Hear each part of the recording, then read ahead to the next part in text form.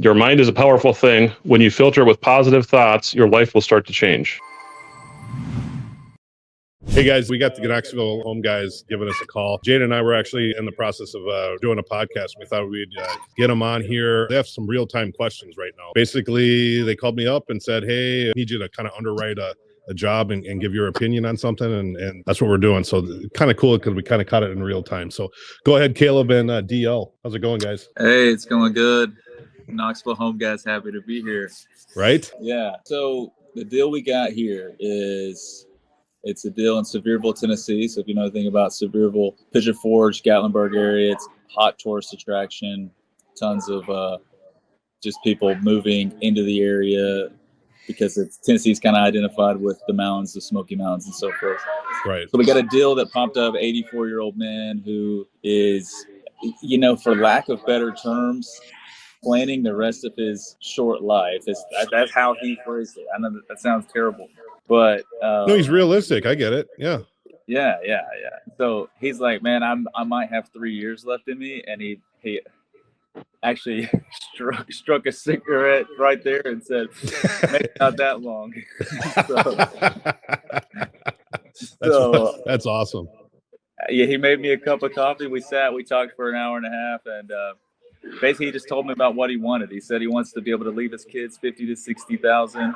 He wants to be able to get $40,000 to $60,000 up front, and he wants to be able to have his mortgage and utilities paid for. And this home is 2,200 finished square feet in a giant barn. Okay. Wish I could send you the pictures, but it's a beautiful barn. Is it a barndominium?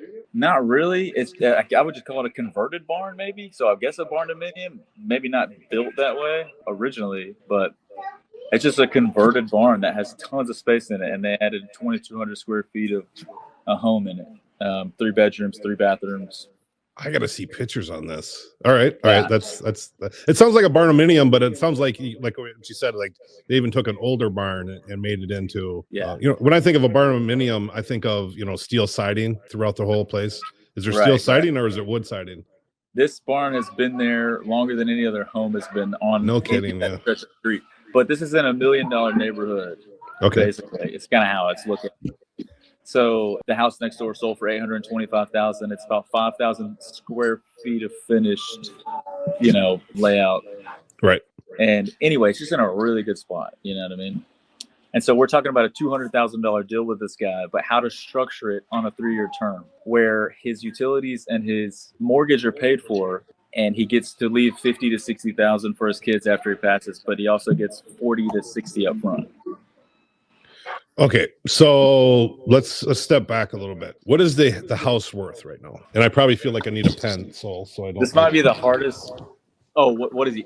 So he owes 68, but this might be the hardest property to come by. I have no idea how to do it. You know what I mean? That's probably our biggest thing. We got to figure out what it's worth. So, does he want to still live there? Yep, he wants to live there, but I told him we'd have to structure it on a term agreement because I don't hope you die in 3 years. I don't want to just sit here and up on you.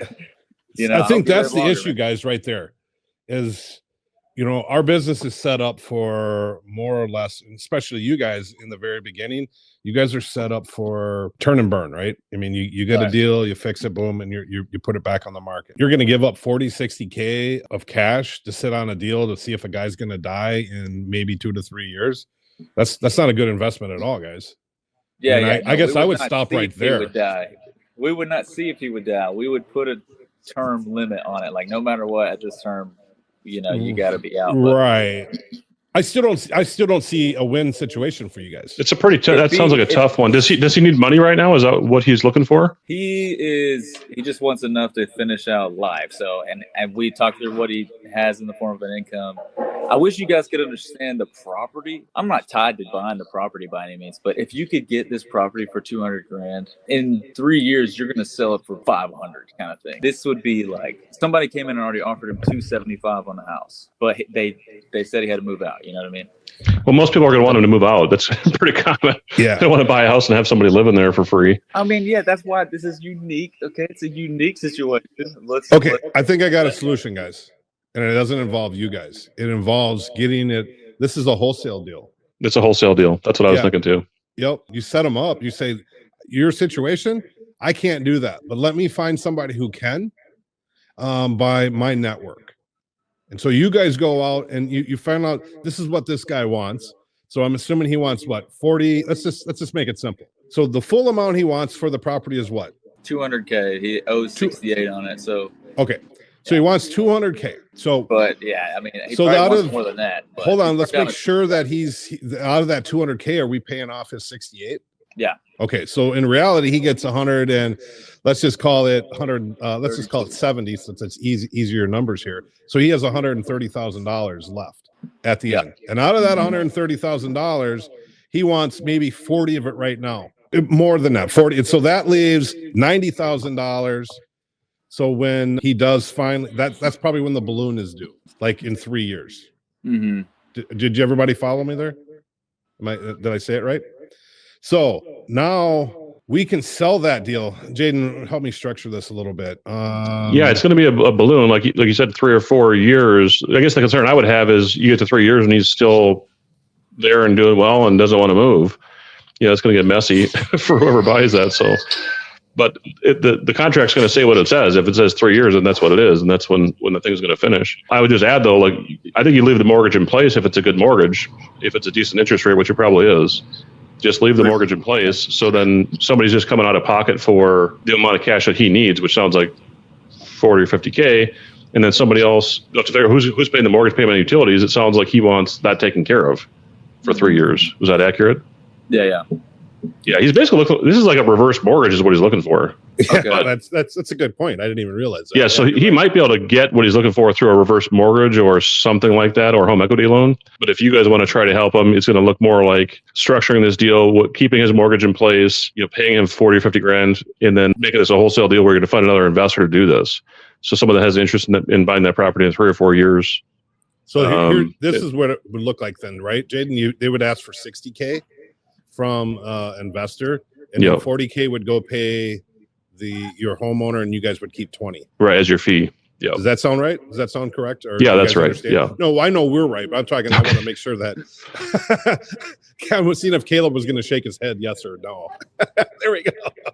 Yeah. So the question would be: is there an investor out there that's willing to sink that kind of money for that long into a property and also cover the mortgage payments and bills and stuff for 3 years, just because they see if someone has an interest in that area or that neighborhood, they might do it. If the general investor that doesn't have an interest in that neighborhood probably wouldn't do that deal. But if they have, if maybe one of the neighbors or something would probably do something like that, somebody that wants property in the neighborhood. Yeah, hey guys, I mean, he did actually mention his neighbors wanting the property, which is funny. I would go, that's what I would probably do. Your best buyers are going to be people that live in that neighborhood, or they might know someone like friends or relatives that want to move in the neighborhood. So that's where you're probably going to find your buyer at, is my guess, is there. That'd be your best buyer. They're also going to be a retail buyer. They're not thinking like an investor. They're not thinking like, can't tie up 50 grand for 3 years. Like, well, regular people do that kind of stuff all the time. Investors don't, because they have to get, returns on their money. That's how they live. Yeah. So, but yeah, retail buyer would probably do that. Okay. You guys, would you like the pictures sent your way? I would like using it for your little podcast. You could throw the pictures in the link or something and be like, check this place out. Yeah.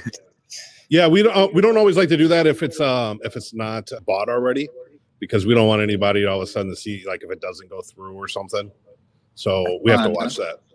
Just don't throw an address on it, Right. Yeah, we could even still do that too. Yeah, send it over. I want you to see the place though, for sure. At least you guys. How many acres?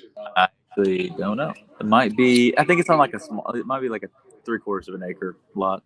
Okay. Yeah, I'd be kind of curious to see the pictures, guys, and find out. But yeah, do you guys have the info on the mortgage? Like, what's the interest rate and payments and stuff? Yeah, it's $600 a month, 3%, and 68 is what he owes. Yeah, leave that in place. There's no reason to pay that off. So yeah, you'd leave that in place. I mean, I could see somebody potentially buying this deal as an investor for what you guys are doing. Probably not something you want to tie money up into for 3 years, but for like someone that's a long-term hold investor or someone that lives in the neighborhood there, yeah, it could make sense to do that. Yeah, if it's zoned for it, the thing that's really cool opportunity that I see maybe down the line would be like an Airbnb type place, because it's just so cool. Do you guys see cool photos? It sounds unique, and that'd be a good property for Airbnb. Like you said, if that neighborhood allows that or not. Right. Yeah. I got down this Google Photo app, but yeah, I mean, that Caleb, what do you think, man? I mean, it sounds like find a buyer to. I'm still maybe having trouble walking through how the wholesale actually works. You guys understand? Yeah, so you're going to basically structure the deal with the guy. Think of like if you were going to just do this deal yourself and sink money into it for 3 years and just think of it like you're going to do it yourself, and what's that going to look like? So you want to leave the mortgage in place. We can help you write up the contracts, the actual legal contract. We've got templates and stuff you can use. But just put yourself in those shoes. Like you're going to write it up as you're leaving the mortgage in place. We're going to make the mortgage payments. We're going to make the utility payments, whatever else is agreed to. We're going to pay you $40,000 or $50,000, whatever you guys agree to. And then the remaining amount of money, called a balloon. It's called a balloon because there's a bulk amount of money that's going to be paid out in the future to get them up to the $200,000, whatever that number is. Like maybe it's, I don't know, 60 or 70 grand, whatever.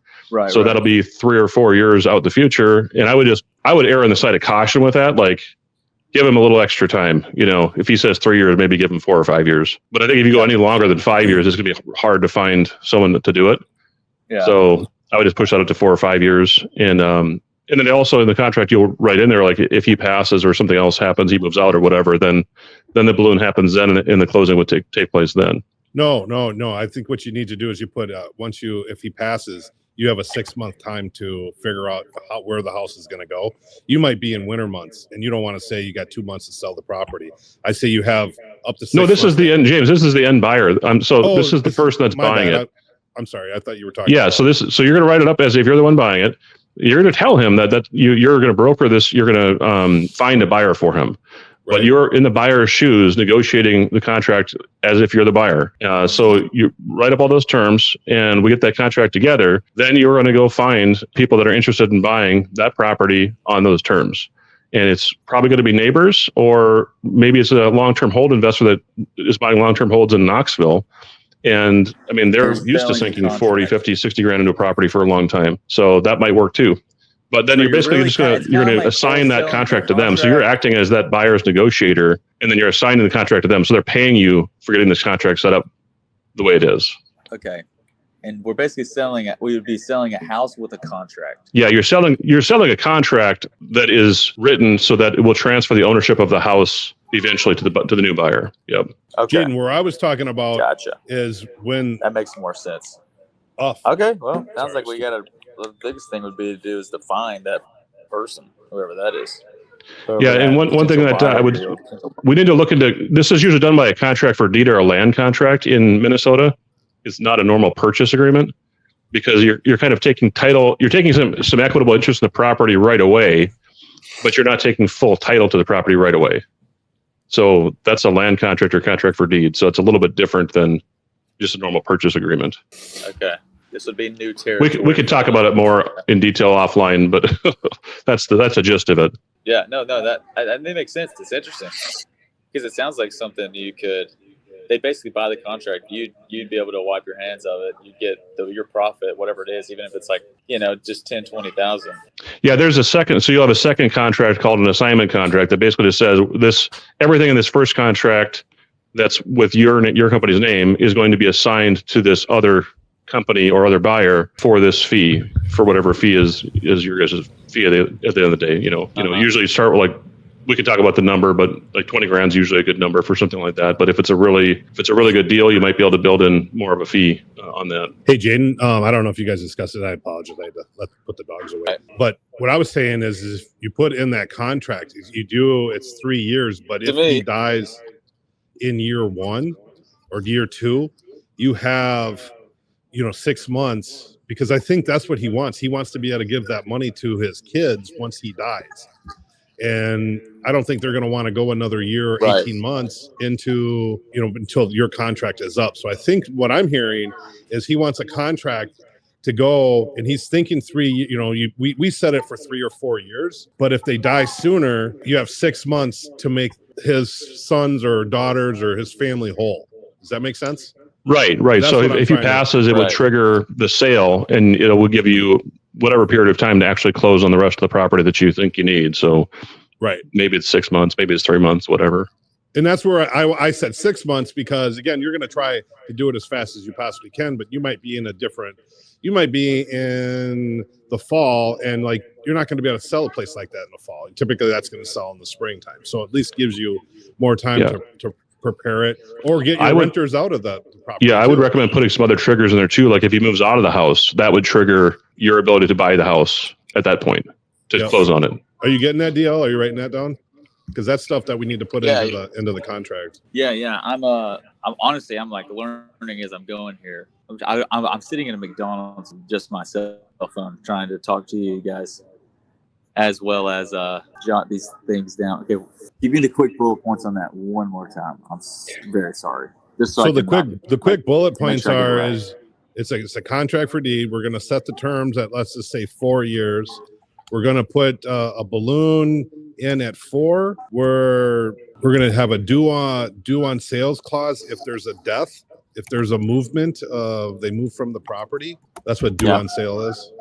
What else, Jane, am I missing? Well, you got the down payment up front is going to be in there. So the 40, 50 grand he wanted. The clause that says you're going to pay, whoever takes this over is paying all the bills, the mortgage payment, the mortgage stays in place. The buyer of this contract is going to pay all the utilities for the term of this contract for deed.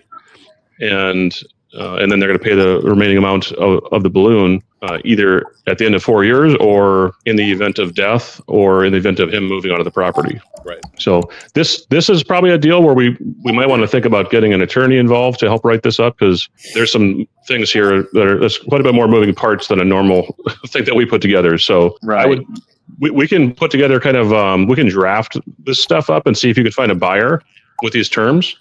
And I would say if you find a buyer that wants to do this, then we would want to get an attorney involved to write this stuff up, because you've got, if a death happens, there's legal stuff involved with that, probate and estates and stuff, and you just want to make sure this is done right. We don't want to wing this. All right. Okay. That sounds like okay. I think. But you want to find the buyer first before you do that, because the lawyer's going to charge you probably $1,000 to do it. You understand why we want to keep that mortgage in place too, right? I mean, because we don't want to pay it. Well, you don't want to pay it, but I mean, you already have an interest rate at 3%. So yes, 3% interest. I mean, you might as well keep that $70,000 in the bank at 5%. Yeah. It's a lot cheaper. And then so let's just say you guys were looking at this as, hey guys, let's all take it on, and maybe you can get them down to 30. So maybe it's 10 each, and now you guys you're paying.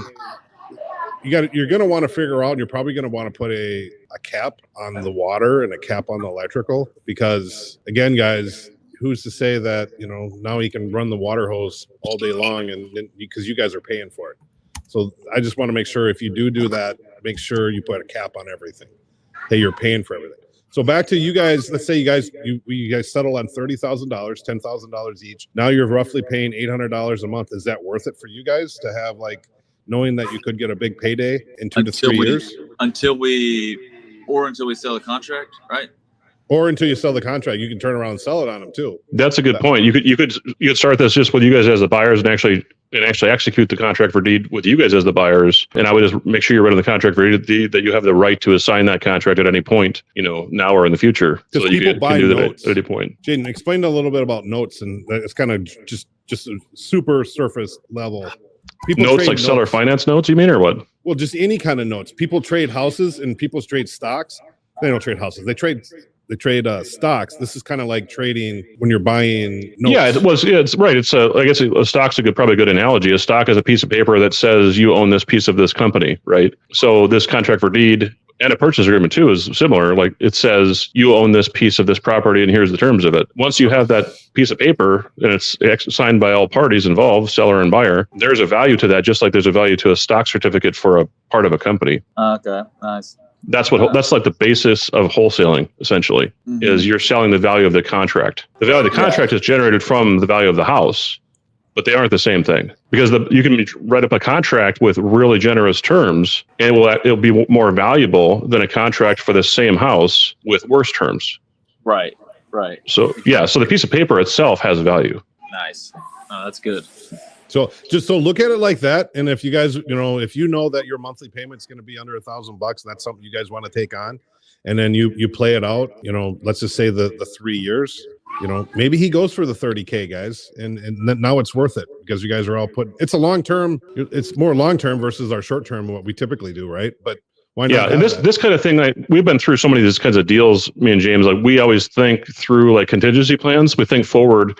What are all the possible problems that could come up? And let's try to think those through ahead of time. So like 2 years on the road, we're not like, oh, surprised by something that happened. So think through, like James said, like, what if he runs the water bill up? What if he doesn't pass away and doesn't move out? What if, all these different things, you want to make sure you're thinking through, and like that you're not ending up being the bad guy at the end of the day, Right.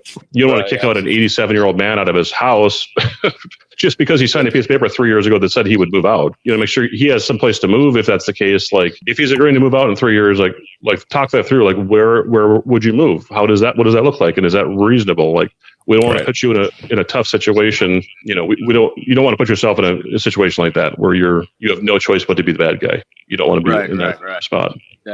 Exactly. Because we're a branded company. He knew what was happening. We did too. And the good news is he's the one who even mentioned the term agreement. So right. It sounds like DL. It sounds like if he sat down and he sat there with you and talked to you through everything, he likes you. Right. I think he truly wants to deal with you guys. Again, if it's $10,000 a person and you guys can make the terms right, you guys can buy it. Then it could be a pretty good investment. Yeah, we're not opposed to that. The caution we have on that kind of stuff is always like, you're going to come across stuff like this every month, and eventually you run out of money. So you make sure you have a backup plan. Like, okay, we're going to do this ourselves, but we know, maybe do some test marketing or something. Like, we know we could resell this contract and make a $20,000 profit or something. It'd be worth, testing the market or something just to make sure that that's actually true. Because otherwise you could sign into this thing and you've got a negative cash flow from it. You've got a upfront cash outlay from it. And if you don't have an easy way out by selling it to another investor, you're just kind of stuck with it. Right. For 3 years.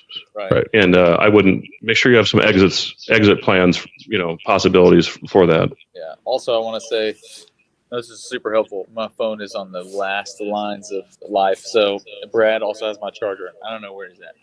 But if I leave, it's not because I hung up. Right. Well, I was actually going to say really quick. So guys, Jaden, they're buying a property for $10K, and they had a buddy that all of a sudden reached out and said, he's a contractor. Tell me if I'm wrong on the story. And he's like, hey, I'll buy it for you for 20. And somebody said, I don't know if it was Brad or DL, somebody said that, yeah, we should do it. And then somebody's like, no, we should dangle the carrot out there. If we can get 20 from one person, why don't we, dangle the carrot out there a little bit more and see if we can get more people to bite. That's the right thinking right there. Right. That's exactly what we ended up coming up with. Right.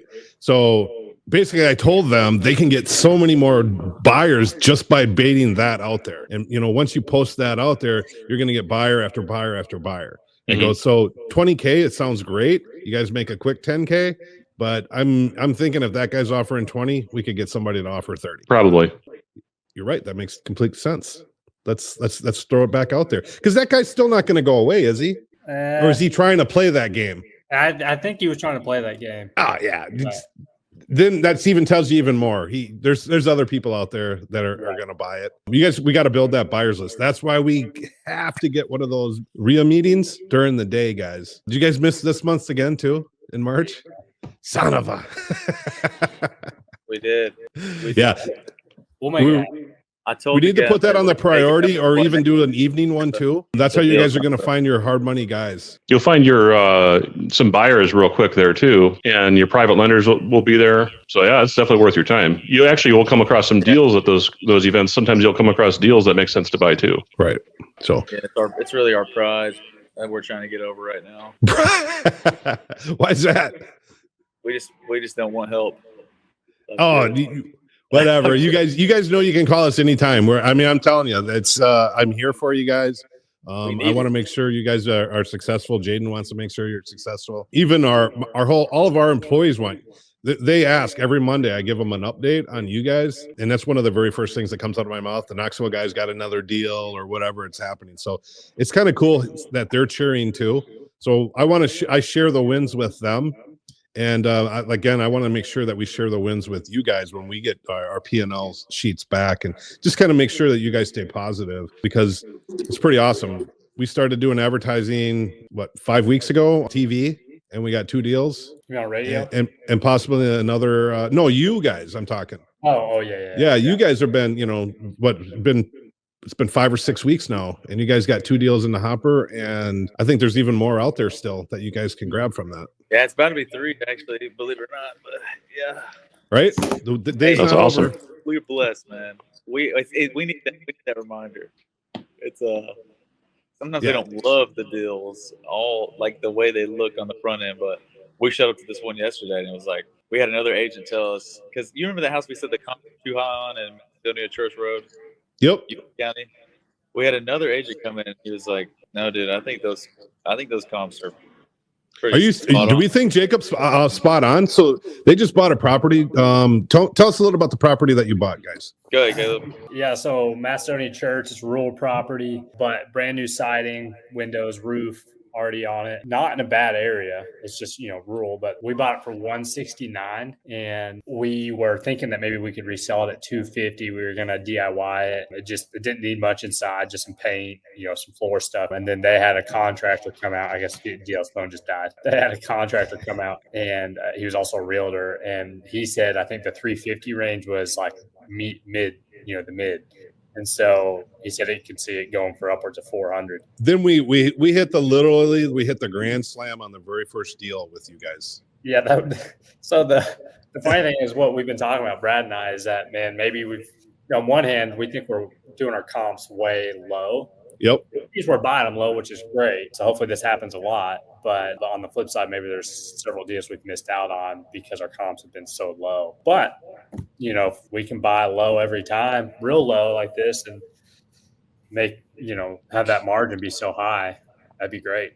Especially when you're first starting out, it's actually, I would say it's better to be shooting low and missing deals. That's where you'd rather be at when you're first starting out. Now, as you get your operation going, you got more, more resources, more capital, everything else, and you want to get more systematized and just do more deals, then it might make more sense to lean into getting your comps a little bit more dialed in. But yeah, I think where you guys are at right now, what you're doing is perfect. Like, be really conservative on comps so that you're only getting deals that make a ton of sense. You're not taking much risk at all. That's where you want to be. My thing with you guys, Caleb, is we need to utilize the 14-day more so you guys can give better offers. And I think that's where I don't know how much more we got to do some better training on that. So maybe I can put something else together. Yeah, wholesaling is really hard to understand, especially when you go in with the mindset of buying and owning properties. That's how we started too, like buying and owning properties. It's like you have to flip your mind on its head like backwards to understand wholesaling. And it's a little bit of a mindset shift, but it's important to understand it and be able to offer that to people. Yeah. Yeah. I think once we get a Facebook, I think that's part of the problem is we literally have nowhere to dump these properties except for personal connections. So once we get a Facebook page, I think that's going to help. Once we get a buyer's list. Right. Yeah. There is a tool called Investor Lift, investorlift.com. Have you guys looked at that? I have. I don't know if they have. But I would look at investorlift.com. I don't think it's very expensive at all. It might even be free to throw properties on there, and you get national exposure with that. So I would start that out as soon as possible. That'd be the first place you could start with your buyers list. Well, they can actually buy a buyer's list too, can't they, Jaden? You could buy a buyer's list too. You can look into that, Google it and stuff. I don't know. I mean, we did that early on. You can also buy a list of real estate agents like in your counties and just blast out properties to the entire agents list. We did that. Right. But I think Investor Lift would be a good place to start. That's and your RIA usually will allow you to post properties for sale on their website or email their list. Oh, I totally forgot about that. Yeah, the RIA, our RIA, yours is probably the same. They have a website with properties for sale. And even without going to a meeting, you could throw a property up on there. You have to join the RIA. Ours is pretty inexpensive. And I don't know, you probably have a few hundred members in that RIA that are all local investors. So that'd be a good place to start too. Yeah, once you guys actually make it to one of these meetings, there was no jab there at all. You can still join the RIA though. Now you can join now and start using it without going to a meeting. That might be something to go look at. Good call, Jaden. Go look up the RIA meeting, and they'll actually have properties that they're trying to push out too. And that way you guys can put your properties on there and start getting people to call you. Yeah, that's good. We'll have to check that out. I think our RIA is like $100 a month. Is that normal? No, ours is $100 a year. Let me see. Yeah, I want to say ours is that per year. Yeah. 100 a month would be pretty high for a lot of investors to do because a lot of investors they'll own 1 or 2 rental properties. They wouldn't pay $100 a month to be in it probably. Right. You're right. It's $197 for the year.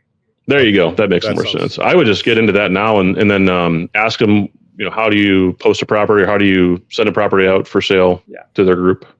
Okay. Yeah. There's also Facebook groups and stuff. You probably have a local Facebook group of investors for buying and selling.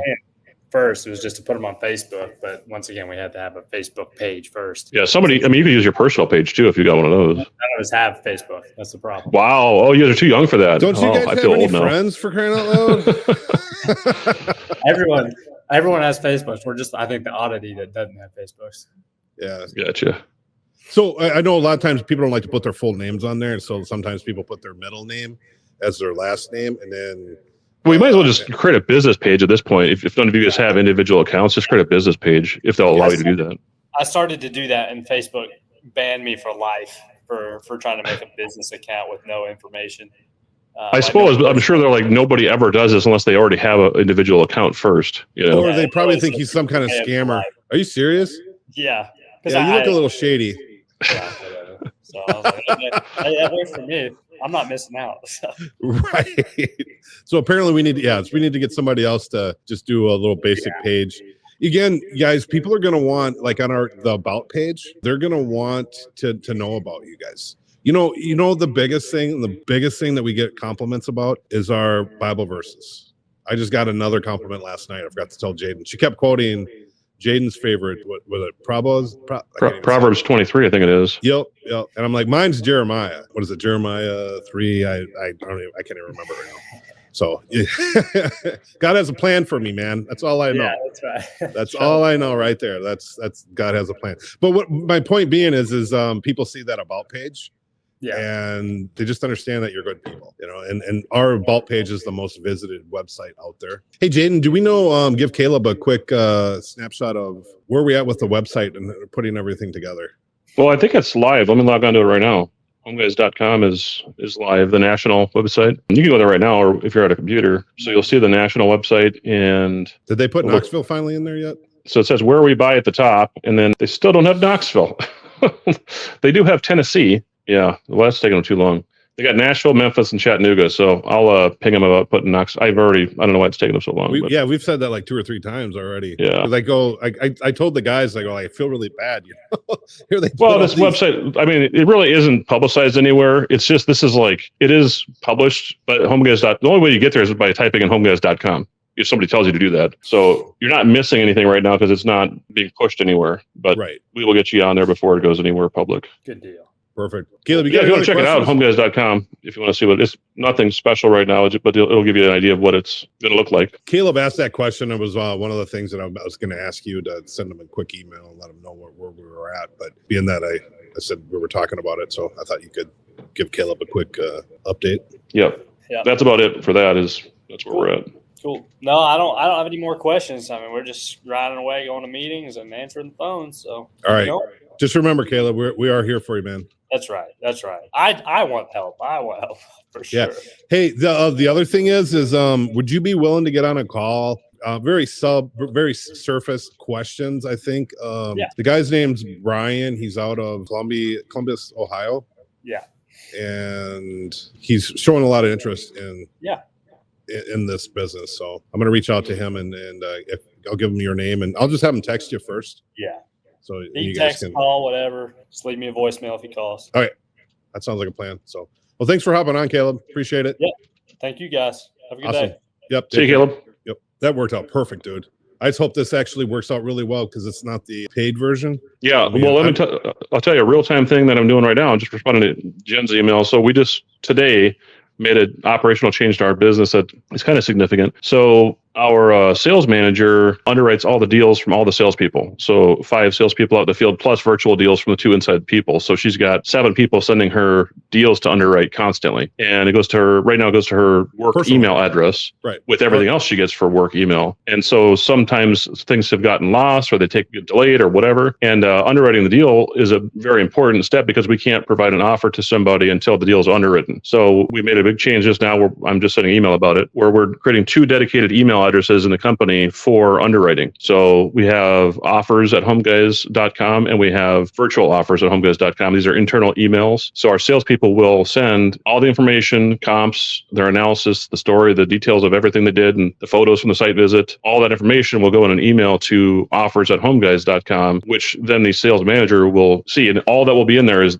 these kinds of emails. There'll be nothing else in there. Right. So things won't get lost. Just high priority stuff. And then we also can track everything because it's all going to be time stamped as to when those emails came in. And we'll be able to see a timestamp of when the email was replied to. So we can track for KPIs, what's the turnaround time on this stuff. And then keeping the virtual deals separate from the local deals, because virtual deals are a little bit lower priority. They don't need as fast a response time. So we'll get to those after we've taken care of the local deals. So that's something that's just happening today. So I wanted to mention that. I think that's pretty neat, Jaden. I think, again, in a previous podcast, we talked about like what's the one thing that investors need to be able to do, and I think I came up with they need to be able to pivot at any time. You guys, this is a Friday. It's noon right now, right? So this stuff that we just implemented happened roughly about an hour. Well, it's actually happened. Some of it's real time, but being able to pivot and understand the problem that maybe you're facing in your business is everything. If you don't know how to pivot, you're going to fail at this business, in my opinion. Yeah, it's amazing. We've been doing this for 7 years, and we still learn things. Right. So it's this not is always something we could have done a long time ago, probably, but we didn't. For the most part, probably weren't having problems with it until we got to the point where there's just so much deal flow coming in. Then some of the systems need to be improved. Right. One other real-time thing just came up this week. We listed a property a couple weeks ago, and the quick story is we pulled like 6 to 8 cats out of this house. Could have been 12. This house, we call it the cat house, right? I mean, we have different names for different houses, and we had a pig house at one time. We've had a raccoon house at one other time. We've had a number of cat houses, but yeah. So one more. Jaden, this one was so bad we had to literally tear down a lot of the sheetrock and then put new sheetrock up.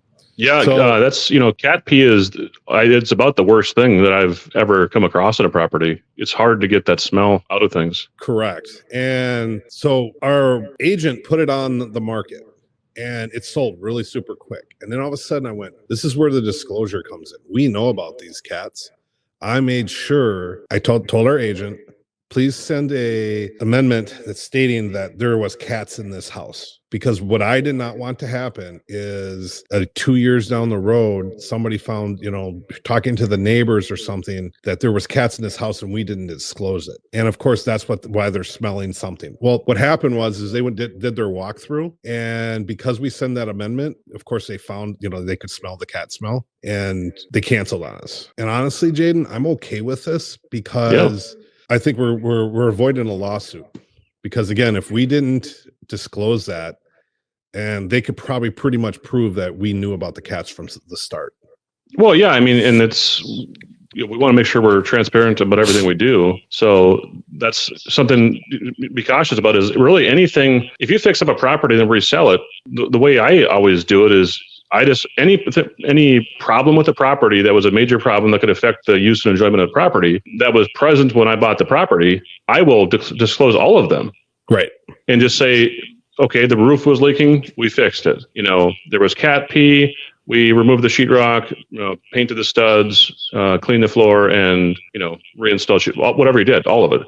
Mm-hmm. So this is what the problem was. This is what we did. So then you're covering your bases, because no one can say that you weren't were hiding it, or you weren't hiding anything. You're just telling them this is what the problem was. This is what we did. You're not guaranteeing that it's not going to be a problem again in the future. You don't know if 4 years from now there's a really hot, humid day and something happens and all of a sudden the smell comes back out again because the air conditioner broke or something. Right. You can't predict the future. All we can do is just disclose everything we know. Correct.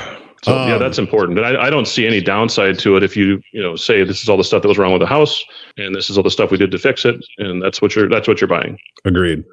Yeah, we've run into a couple of them. We had raccoons in a house one time. We had to disclose that. We also had, I think it was last year, we had pot-bellied pigs that would run the whole house. And that was like a really high-end house, like a nearly $1 million house, I think. Yeah, that one had a pool in it. That's right. Yeah. Weird. Some people, hey, to each their own, man. To each their own. So, well, awesome. I don't have anything else as for this week, but I think this is a really good thing. I truly think we could easily have a quick show with all the stuff that there's another deal, that duplex deal up in Blaine. You want to talk about that real quick? Yeah, we can talk about that. So what Jaden's talking about is across our desk came this duplex, and honestly, guys, it looks like a twin home, but they're saying it's a duplex. So our goal was to go to the city and see if we can change it over to 2 PIDs. And I think we just got feedback on it from the city that we would have to upgrade. I think it's the firewall. The firewall. Yep. So the city, just a little more background. So in this neighborhood surrounding this duplex, is twin homes with separate property IDs for each side. And this property appears to be the only one that's not twin homes. It's actually a duplex with one PID, but it looks just like all the other properties. So either when they were built, or maybe these were converted later, and this one just hasn't been converted yet, but it seems pretty clear that the city would allow it to be converted to twin homes. And the reason you might want to do that is that usually if a duplex might be worth 400 grand, and but an individual unit of a duplex could be worth 300 grand if you could sell it individually. So now that building is worth 600,000 with two separate units. So usually the value increases substantially when you can split units like that. So we called the city, and the last email I just got an hour ago said the city manager said it should not be difficult to accomplish this, splitting the PIDs into two. You can meet with the code, their code guy, and it says add some 5/8 inch drywall and fire caulking, which is exactly what I figured was going to be the case. Just lay the firewall thick, 5/8 inch thick drywall on top of the existing wall, probably on both sides, and then fire caulk it. That's where I'm not really sure, to be honest with you, because that should still be the same way.